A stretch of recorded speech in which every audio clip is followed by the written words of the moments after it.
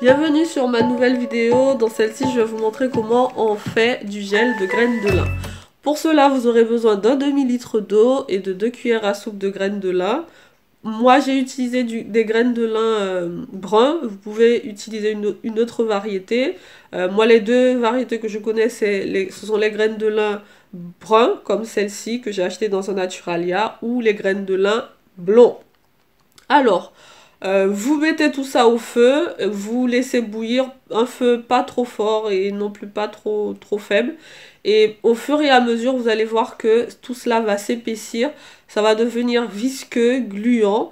Et c'est cette matière que vous allez extraire pour en faire du gel.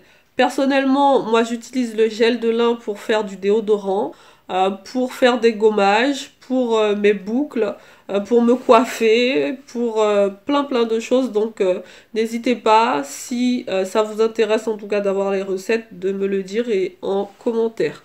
Donc quelque chose de très naturel, qui n'est pas du tout offensif, qui n'est pas du tout nocif, pardon, pour votre corps, que ce soit à l'intérieur ou à l'extérieur de votre corps. Mais comme pour tout, même si c'est quelque chose de naturel, il faut l'utiliser avec modération. Voilà, donc vous voyez, ça devient un peu plus épais, un peu plus visqueux.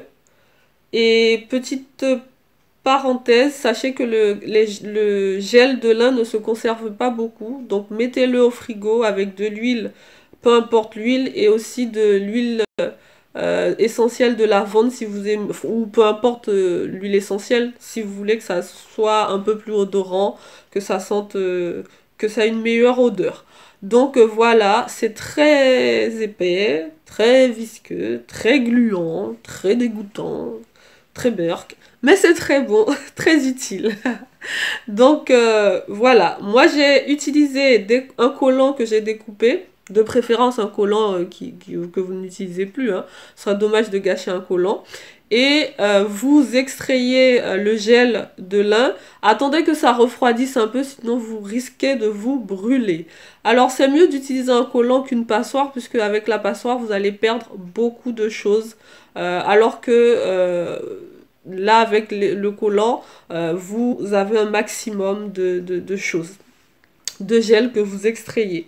Donc comme je vous ai dit, c'est très visqueux, très gluant.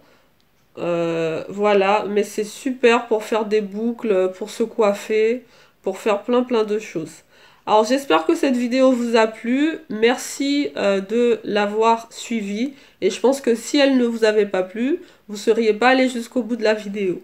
À la prochaine pour une nouvelle vidéo.